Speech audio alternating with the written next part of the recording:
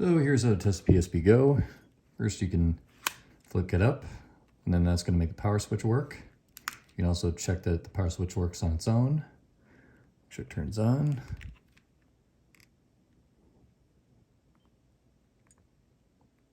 And we'll go over to the system settings to see what type of firmware it's running. This one's on 6.61 Infinity. Then we'll want to go to the sound settings, make sure the AVLS is turned off. Ketone, I like to have that on. And security, make sure that's off and off. Should be default 0000. If it does have a password on it, then you can reset that by going to system settings, restore to default settings, and that'll put it back to the all zeros.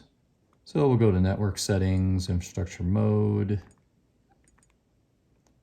We'll do a new connection scan, make sure to pick something up and this light comes on. So that works fine. And we'll go to the internet browser.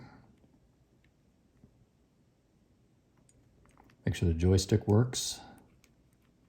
Press triangle, pull up this menu. We'll test the triggers. We'll hear a click.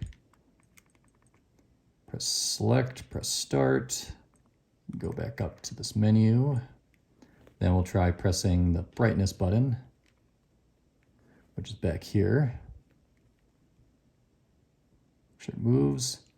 Then, I don't know what we could do about the music button. I don't really check that. Then we'll check the volume buttons, we'll check down.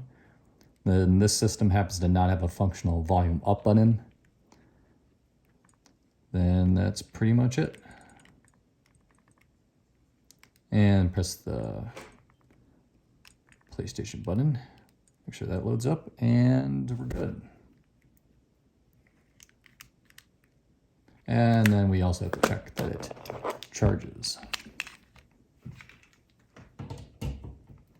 So just plug your charger in, plug it at the bottom, and make sure the orange light comes on.